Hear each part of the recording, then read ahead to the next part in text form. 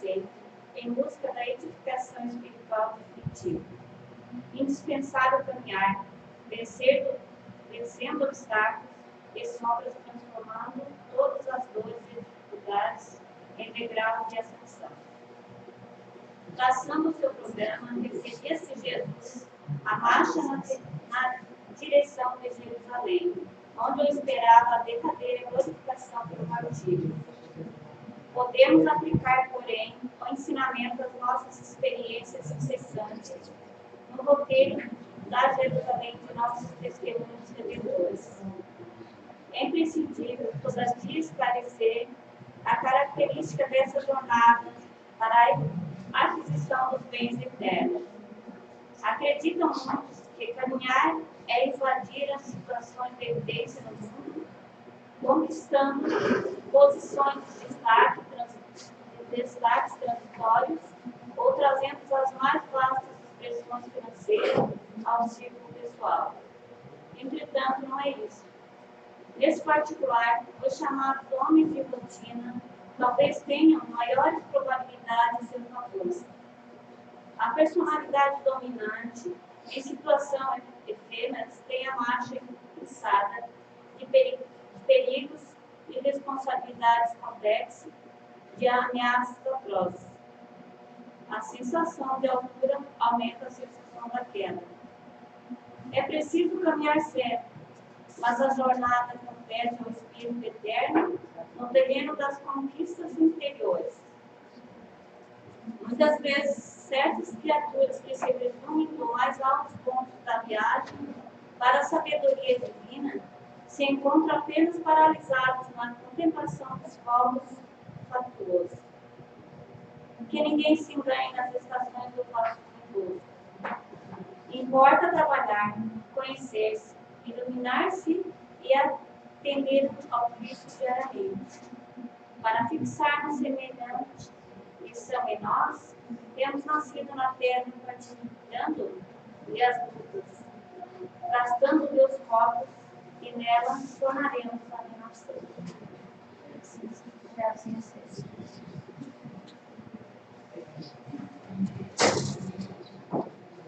Boa noite a todos.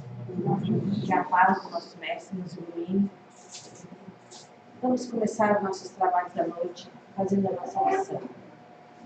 Vamos sentar na cadeira, melhor que a cadeira nos oferece, bem confortável, e levar o nosso pensamento a Deus, bom e justo, a Jesus, nosso Mestre, que nos induz à prática do bem e do amor ao próximo. Vamos agradecer por esse dia de hoje, por esse momento de podermos estarmos aqui para escutar o Evangelho de Jesus. Agradecer ao nosso Mestre bondoso por essa oportunidade. Agradecer por a nossa vida, por podermos respirar. Que Jesus, na sua infinita bondade, nos ampare sempre, nos mostrando o caminho do bem e do amor ao próximo. Obrigada, Senhor, por tudo que Tu tem nos proporcionado e muitas vezes, como nossa pequenez, só sabemos reclamar. Obrigada, Senhor, por esse momento. Te agradecemos e Te oferecemos essa nossa noite, esses nossos momentos aqui. E que a Tua paz nos envolva e nos faça cada vez melhores. Pai nosso que estás no céu, santificado seja o Teu nome. Venha a nós o Teu reino. Seja feita a Tua vontade, assim na terra como no céu. O pão nosso de cada dia dai-nos hoje, Senhor. Perdoa as nossas ofensas, assim como devemos perdoar aqueles que nos ofendem. E não nos deixes cair em tentação, mas nos livra de todos os males. Que assim seja. Que a paz de Jesus permaneça conosco. E para nossa alegria, hoje temos a nossa amiga Chiquinha, de Criciúma, do Centro Espírita Seara de Jesus, que veio nos abrilhantar, nos ajudar com a sua palavra, o Evangelho de Jesus. Chiquinha, vive positivamente, para que tudo aquilo que você vai com tanto amor, com tanto carinho, possa nos passar. Eu sei que você está me dizendo isso de coração. Com certeza. Tive a oportunidade de conhecer bastante você, eu sei que é de coração. Com certeza. E vocês têm que me ajudar. Com certeza. Todos nós vamos vibrar. Porque vocês querem ouvir uma palavra que ajude. Se vocês não me ajudarem, como a Gleicinha está fazendo comigo, eu posso titubear e aí só vocês se perdem. Não, além de eu ficar constrangida. Mas não vai. Porque a gente sabe que ela prepara as palestras dela e ela não vai titubear, né? Então, gente, vamos vibrar e vamos escutar a Chiquinha e que a paz de Jesus nos envolva. Prezados irmãos, boa noite. É com gratidão, cada vez que alguém nos convida, nós temos um ato de gratidão, de presunção, a gente também tem exibida. A gente tem, né, tem a impressão que é importante, estou me convidando para falar em tal lugar, aqui e ali. Então, assim, esse orgulho bom, será que tem orgulho bom? Sim, você tem certeza? Então que bom. Eu acho que para os dias que estão correndo, que deve ser o entendido ali, que não tem nada que ele não saiba, a respeito de doutrina espírita, e com toda certeza, se vocês são espíritas, ou aqueles que são adeptos, estamos todos percebendo que não apenas em termos de Brasil, mas em termos de planeta. O planeta Terra está convulsionado. E há muito tempo atrás, a gente já lia na revista Reformador, que os tempos estavam chegando, os tempos são chegados. E daqueles tempos são chegados, se passaram muitíssimos anos, porque eu li na revista Reformador há bem uns 20 e tantos anos, 25 anos. Então, quer dizer, os tempos, para nós, têm um significado, para o mundo espiritual tem outro. Quando nós esperamos que passe mais rápido, o mais rápido para eles tem uma significação diferenciada. Eis que nós estamos agora, a gente tem a impressão, no auge de todo tipo de sofrimento. Se aqui no Brasil nós nos queixamos da desonestidade daqueles que nos dirigem, o problema da droga que está graçando cada vez mais, lá do Oriente, eles vêm matar aqui no Ocidente em nome da religião. Quer dizer, nós estamos no século XXI e as criaturas já se terem acordado para esse fator. Eu ainda tenho que matar em nome de Deus, como no tempo das cruzadas, como no tempo da Inquisição, como nos tempos dos tempos, e ainda se matar, dizer que estão matando em nome de Deus, parece não, é uma coisa absurda, mas de todos os meios e modos, cada um está achando uma desculpa para o ato que perpetra, ou para o ato que realiza. De todo modo, nós também podemos observar à nossa volta que há pessoas que estão procurando Deus de verdade. Haja vista o fato de quantas pessoas estão aqui agora. Umas podem estar por primeira vez, outras estão porque já são espíritas mesmo de muito tempo, outras estão começando para saber se vale a pena ou não vale a pena, mas estamos procurando alguma coisa que faça bem para o nosso interior, que faça bem para o nosso espírito, para o nosso ser interior. Estamos procurando uma coisa limpa, uma coisa digna, uma coisa decente, uma coisa honrada. Onde quer que nós estejamos, que nós procuremos Deus, é evidente que nós estamos procurando o auxílio para a nossa vida. Eu digo sempre para uma filha que, por cúmulo dos cúmulos, está aqui, com o esposo dela, estão aqui no balneário em volta, e eu disse que eu tinha sido convidada para vir aqui. Aí me surpreenderam e estão aqui. Então eu disse para ela que em cada instante da nossa vida, no instante de mágoa, no instante de dor, no instante de lágrimas, que ela baixe a cabeça, onde quer que ela esteja. Você não precisa se recolher a um lugar especial. Baixe a sua cabeça e peça para o dono da vida que a misericórdia dele assista. Porque eu não peço o amor de Deus porque eu não me considero merecedora. Mas eu digo todos os dias para ele, me ajuda. Eu preciso da tua misericórdia. Se tu deixas faltar a tua misericórdia para comigo, embora sejas tu o doador da vida, eu sucumbo, porque eu sou muito fraca. Eu acredito com toda certeza, absolutamente nesse ser maior. E acredito que o Cristo deixou um marco para cada um de nós, uma coisa muito simples. Fora da caridade não há salvação. Dificilmente, vocês me perdoem, eu não quero diminuir ninguém, mas dificilmente alguém de nós pratica a verdadeira caridade. Se alguém que nós gostamos muito, muito, muito, um filho, um cônjuge, alguém, aí somos capazes de perdoar aquilo que nós achamos que a pessoa cometeu um erro.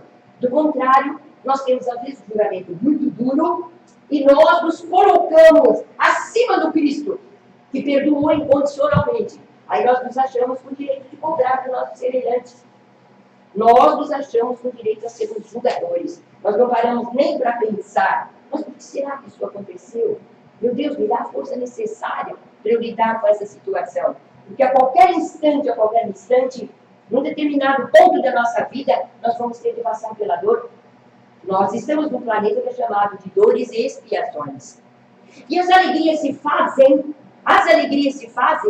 para a criatura que ela vai tentando a sua modificação. Ela olha para dentro de si, percebe que ela está longe da perfeição, ela vai se esforçando no sentido de se tornar uma criatura melhor.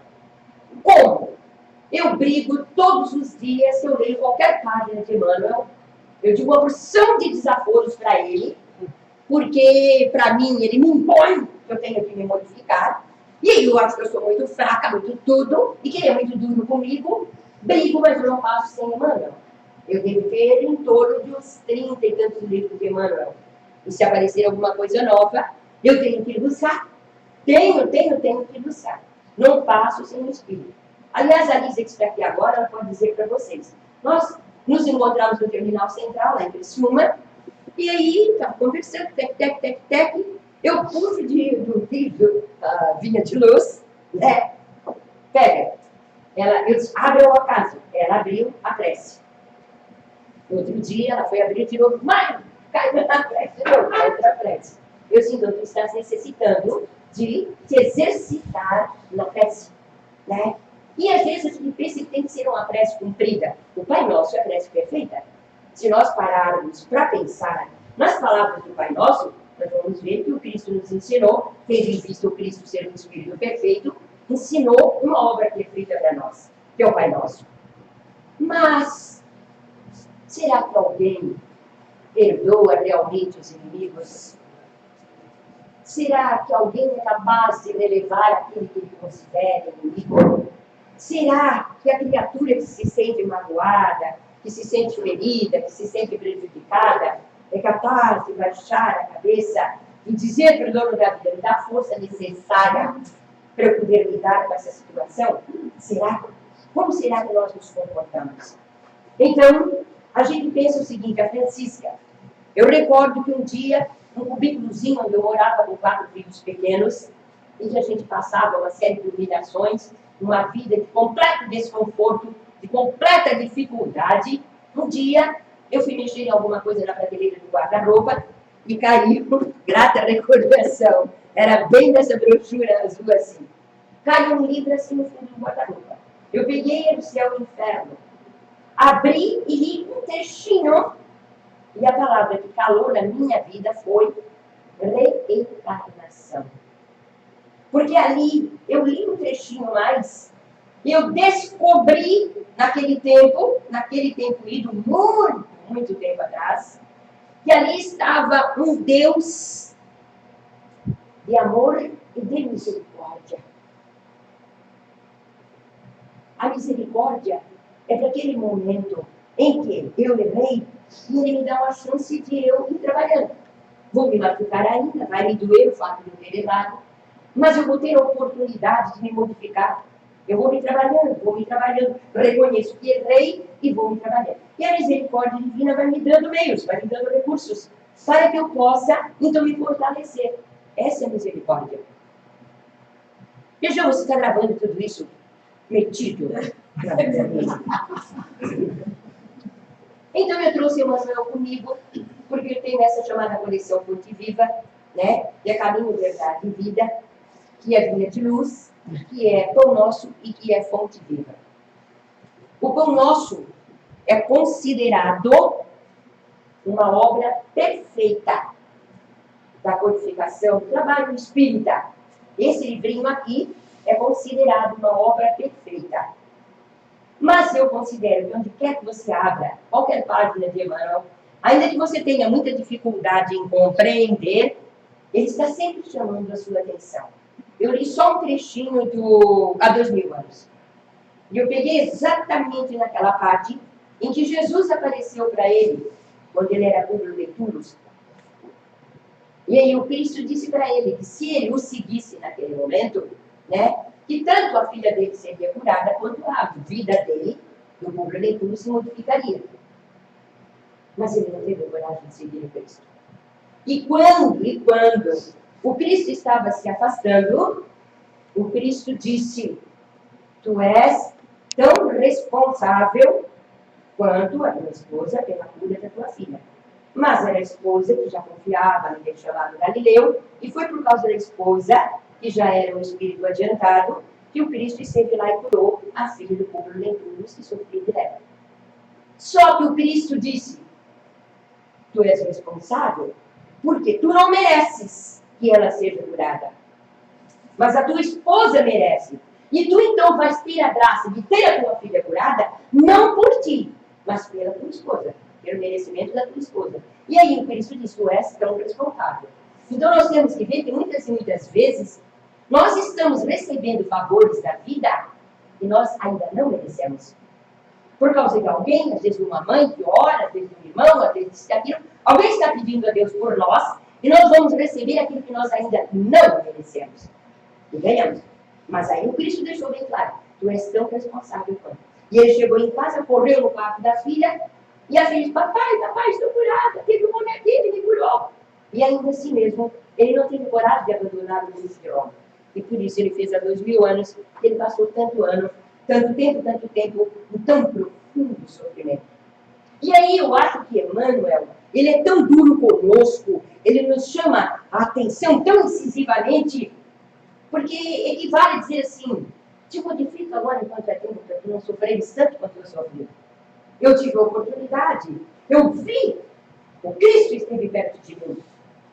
Porque eu não sei quantos de vocês leram o livro, mas ele estava sentado, não sei como o Feijão deve saber, e aí ele sentiu duas mãos nos ombros dele. Eram as mãos do Cristo. Quantas vezes Cristo deve ter colocado as mãos nos nossos ombros? Quantas vezes nas nossas lágrimas, nas nossas dores, nas nossas dúvidas, quantas e quantas vezes o Cristo não deve ter colocado as mãos nos nossos ombros? Te acorda, né? Faz alguma coisa por ti, te modifica, aproveita. Então, ele faz questão de nos chamar a atenção, de nos dizer: aproveita, não passes por aquilo que eu passei, porque eu estou aqui para te dizer, te modifica.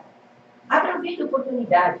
Se tu não podes perdoar como se pede para perdoar, pelo menos ameniza aquele teu ódio, aquela tua dor. Quem sabe tu ainda não estás em condição de perdoar, ponto, como diz o Evangelho. Perdoar os nossos inimigos. Não podemos.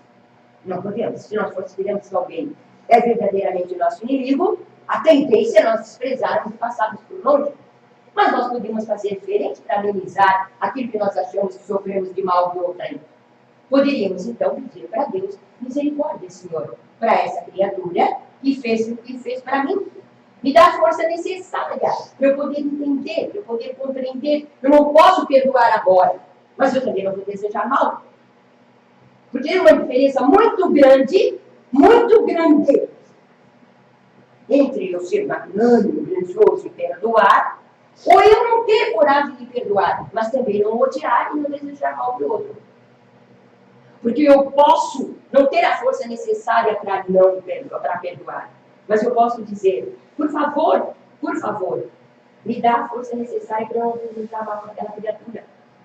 Porque, de um modo geral, quando nós odiamos alguém, nós queremos o mal daquele alguém. Não é verdade? Então eu vou ler a minha página, que ela diz mais do que eu. Porque Emmanuel me fala, né, Francisco? Façamos nossa luz.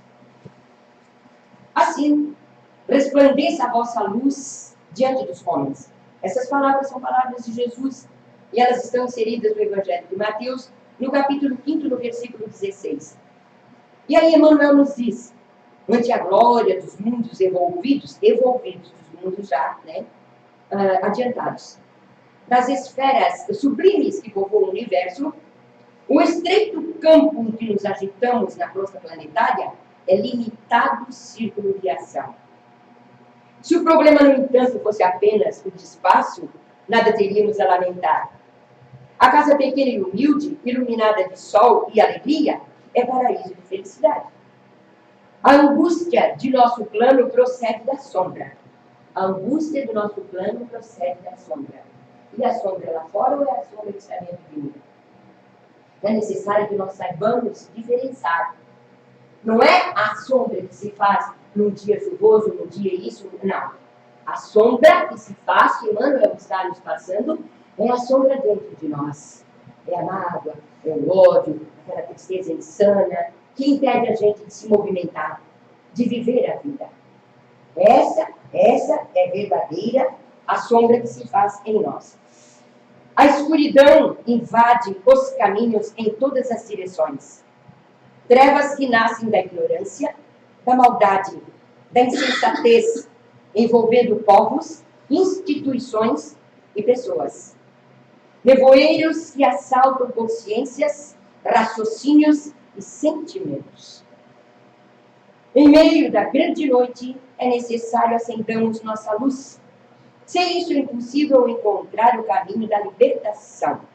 Sem a irradiação brilhante de nosso próprio ser, não poderemos ser vistos com facilidade pelos mensageiros divinos que ajudam em nome do Altíssimo, e nem auxiliaremos efetivamente a quem quer que seja.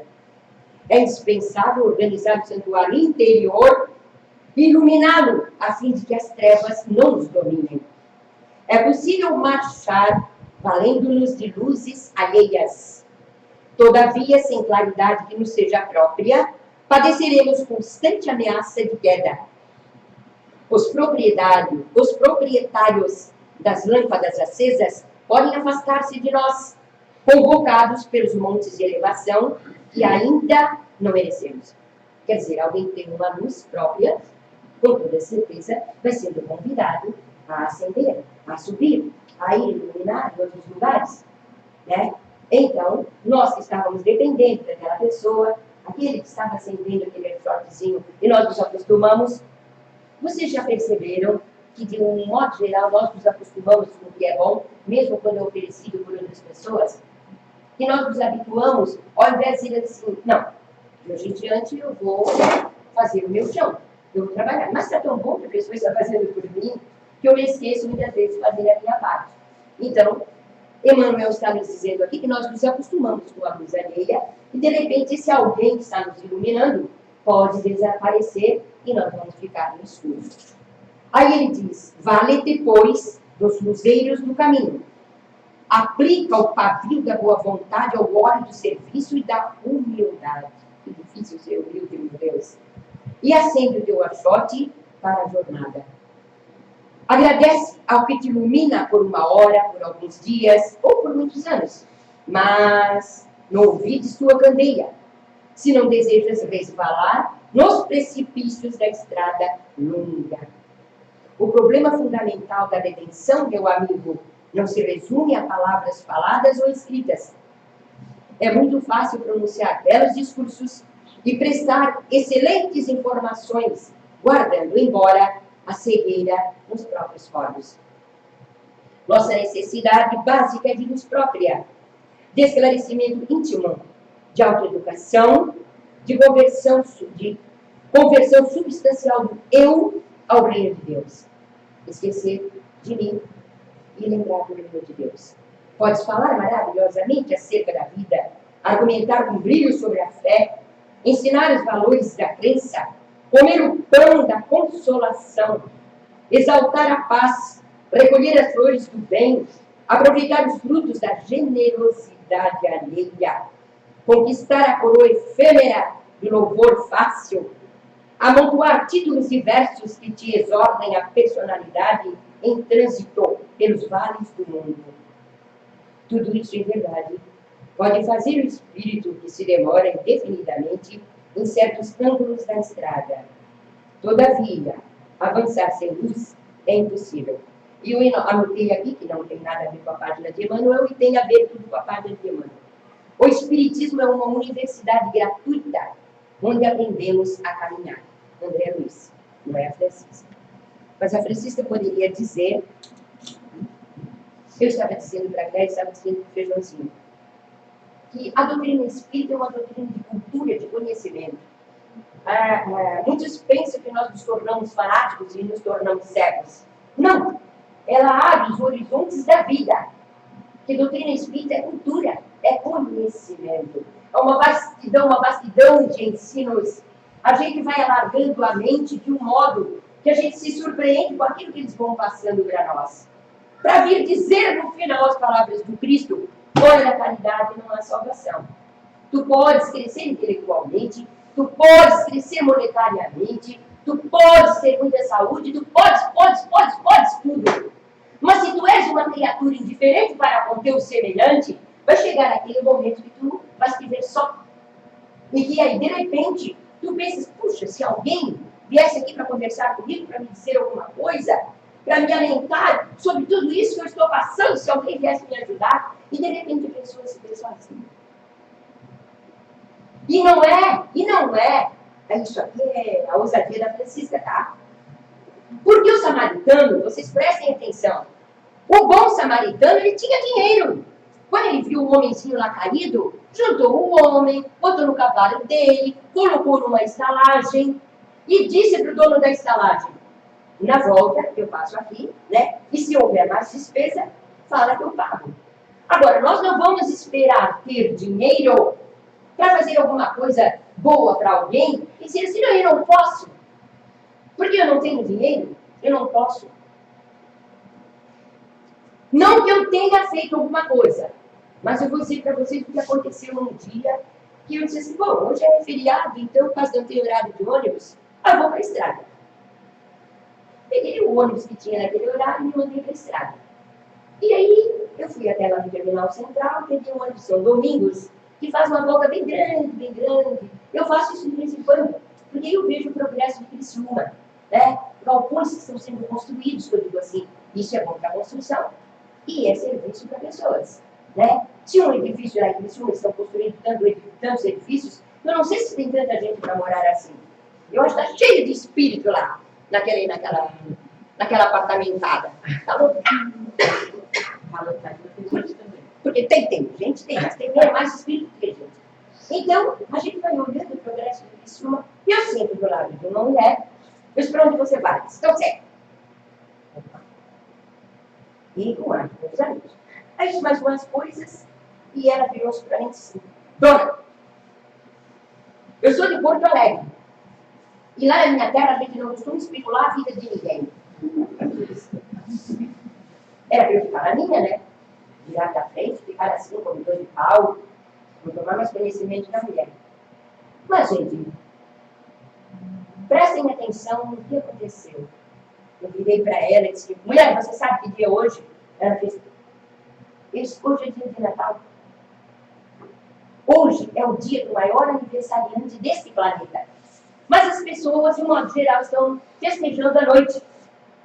Comem, bebem, dão presente que às vezes não podem dar, presente caro que a pessoa vai demorar para pagar. E o aniversariante, ninguém se lembra. Hoje é que é dia de Natal. E ela disse, eu estou indo na prisão visitar meu filho. E lá em Criciúma, já a prisão de São Domingos, parece que pertence a Araranguá, não sei. E ela estava vindo de Porto Alegre para ir visitar o filho na prisão de São Domingos. Eu disse, mulher, então antes de chegar lá, você aproveita e você pede para o aniversariante, que é aquele que tem mais poder aqui nesse planeta, para ele ajudar seu filho. Para que seu filho se modifique. E o abraço que eu ganhei foi o maior Natal que eu tive na minha vida. Eu chorei, ela chorou, saí dali presenteada e fiquei sabendo da mulheria. Isso eu não posso mentira, não é verdade? A mulher não queria que especulasse a vida dela. E se eu não fosse metida, eu não sabia. E nem tinha me lembrado que era dia de Natal. E todo mundo na minha casa tinha esse jantar, tinha comido bastante, E aí, no dia de Natal, Cristo, né? Vamos almoçar lá em tal lugar. Vamos. Então, às vezes vale a pena a gente ser metida, né? Não que eu tenha feito o bem, era um ato de caridade. O mundo espiritual me ensinou. O mundo espiritual me ensinou. Hoje é dia de Natal. Hoje é dia desse pedir uma opção de coisa. Na meia-noite, onde a gente estava ali festejando, a gente deveria ter se lembrado. Me ajuda. Tu vieste aqui exatamente para que o mundo terreno se acorde. Tu disseste verdades que naquele tempo a gente não entendeu. E agora também a gente ainda tem dificuldade de entender muita coisa. Mas a gente já tem uma noção mais aproximada do que tu disseste. E aí, para mim, a Francisca, a palavra-chave é a reencarnação. Porque quando esse livro, O Céu e o Inferno, caiu lá no meu guarda-roupa, eu abri e li um pouquinho, e que eu li a palavra reencarnação, eu disse, isto responde todo o trabalho que o Cristo fez aqui no plano terreno. Porque ele disse, ninguém verá o reino do céu se não nascer de novo. Não é verdade? Você me disse que é verdade, você então não lê nada a esse respeito, menina. Então, aquela palavra não tinha nada a ver com a doutrina espírita, não tinha noção. Eu fui saber pela doutrina espírita quando a minha filha sofreu um acidente muito grave, né? E aí a secretária do doutor Juarez Medeiros, o neurologista que estava atendendo a minha filha, disse assim, Chiquinha, vai procurar uma casa espírita que a tua filha está precisando. Não era minha filha. Éramos eu e o Valdir que precisávamos chegar na casa espírita para a gente se acordar, né? E agora a gente está se acordando, a duras penas, devagarinho, muito lentamente, para fazer essa migalha de luz. Feijãozinho, grita comigo, se já passou da hora que você disse que as pessoas se passam. É você que manda. Mas ele disse que as pessoas se passam. Depois as pessoas, quando é na hora, vocês dizem que era para não falar. Vocês já não estão assim, ansiosos que eu vá sentar? Não, nós tá bom, pode continuar. Ó, feijão, é plateia, hein? É a palavra da plateia. Você não me reprime. Pode continuar. Estou emocionada. Meu Deus. Gente, pensa. Mas é verdade mesmo. Hã? É verdade. Me emocionou essa palestra também. Por isso, gente, silêncio, obrigada. E quando eu entrei ali, o primeiro abraço que eu ganhei foi assim, ó. Eu não vou esquecer isso nunca. Eu fiquei muito feliz de encontrar. Como é seu nome? Meu nome é Dalva. Dalva, muito obrigada, de coração. De coração, eu estou dizendo. Deus é testemunho que se passa dentro de mim, Dalva. Eu sempre peço para o mundo espiritual me deixar dizer coisas que tenham razão de ser. Exatamente para a gente poder entender as coisas erradas que a gente faz e pensar no caminho certo. Obrigada, de coração, muito obrigada, muito obrigada. Então, como eu estava dizendo, eu tenho uma dificuldade absurda nessa transformação, porque ser bom é muito difícil. Então eu peço para ele, por favor, tu me dá a força necessária para eu poder me acordar, para eu me acordar, e me acordando, fazer pelo menos um esforço, no sentido de mudar alguma coisinha. E aí, para vocês ficarem com inveja, nós vamos ter um berçário lá na minha casa. Vocês sabem o que é berçário? É fazer roupa para criança pobre. Você pode ir lá na minha casa. Gente do céu, quando eu falei isso para uma mulherada, eu disse, olha, vai ter um berçário aqui em casa, é verdade, eu posso participar, mas combinado. E as mulheres todas que se ofereceram, pediram se podiam participar, uma disse chorando, porque eu sei fazer tricô, eu sei fazer crochê, porque eu sei fazer sapatinho. Aí encontramos uma, que o diabo da mulher tem parece 7, 8 máquinas de costura na casa dela. Ela trabalha numa empresa que fechou, e aí botaram o maquinário todo lá na casa dela, ela costura, ela faz tudo. Aí ela vai fazer a capinha do edredom, ela vai fazer isso, vai fazer aquilo que é de costura, e as outras vão tricotar, e crochetear, e sapatear, e vocês podem ir lá em casa para ajudar. Há 2 semanas atrás eu estou falando com o lugar, todo enxoval do Alexandre eu fiz. E me deu vontade de começar a fazer enxoval para crianças carentes de novo. Não veio vir a casa. Exato, e eu mandei arrumar na máquina de costura. E até eu tinha falado para ti, né, Gás, que eu queria ver para ti onde que eu para descobrir onde que eu podia começar a fazer enxoval, porque eu vou começar a fazer enxoval. Chame as crocheteiras, Enxoval as tricoteiras, as costureiras, os lençóizinhos e coisa. e você só vai comandar o espetáculo. E eu ainda exigi uma coisa. Os lençóizinhos eu faço. Para as que vão participar, vocês trazem os bolos, porque eu só dou o café. Mas eu faço, Chiquinha, eu faço os lençóizinhos na minha casa. Ah, eu pensei que você fazia os bolos. Eu sei lençóizinhos eu faço na minha casa. Como é seu nome? É Susan. Ô, Susan, você faz os lençóizinhos, mas se vocês se juntarem, agora vocês vão fazer o enxoval completo. Não é verdade? E essa uma cena que costura tudo, que faz tudo, ela começou a fazer, porque ela tem muito retalho em casa, e ela começou a fazer, mandar uma barbaridade lá para casa. Chega uma piava assim, estava grávida de gêmeos. A mãe daquela piava estava grávida de outra. Aí fui pegar aquela roupinha toda que ela tinha mandado para mim, isso tudo para enxoval completo, mas era tudo. Eu disse, isso aqui dá para você vestir as suas crianças quando elas nascerem. E você, mãe, que vai ganhar de março, então espera mais um pouquinho, e depois leva para você. E aí, tudo isso que ela está mandando para mim, que ela faz com aquele coração absurdo, né, de bom, eu já estou distribuindo, embora não tenha enxoval completo. Então, Susan, não foi por acaso que eu falei no aniversário. Você abre o seu, por favor, o seu atletas, o feijão e tudo quanto é homem que queira participar. Eu agradeço do fundo da minha alma, agradeço, Deus é testemunha, eu não venho para me exibir. Eu nunca me ofereci para falar. Quando me convidaram para falar a primeira vez, eu fiquei impressionada. Eu se leio, eu leio muito bem, mas palestra não. Eu sou, criatura de brincadeiras. Me convidaram. É evidente que eu treinei uma barbaridade, fazendo meia mesa, fiz tudo isso de coisa. Mas, de todo modo, eu acho que se você é convidada, para mesmo brincando, falar aquilo que tem razão de ser para a nossa vida, para o nosso dia a dia, eu acho que então é válido. Eu não sou tão boa quanto, porque cada um é um ser indivisível. E seria terrível a gente tentar imitar alguém. Então, como eu sou em casa, eu estou sendo aqui, com respeito a todos vocês, mas eu estou sendo aqui, é o meu natural. A Gladys e o Feijão me conhecem faz assim um século e meio, mais ou menos, foram, estivemos juntos antes, talvez, né? Então, eu agradeço do fundo da minha alma e peço que a Susan agora arrebanhe uma barbaridade de mulheres, porque a pobreza ainda continua profundamente nas nossas vidas. E se você não faz a caridade do bom samaritano, você pode, cada um, ir fazendo uma migalha aqui e ali, e em forma montante. E pode virar uma opção junto. Muito obrigada. Sento-me.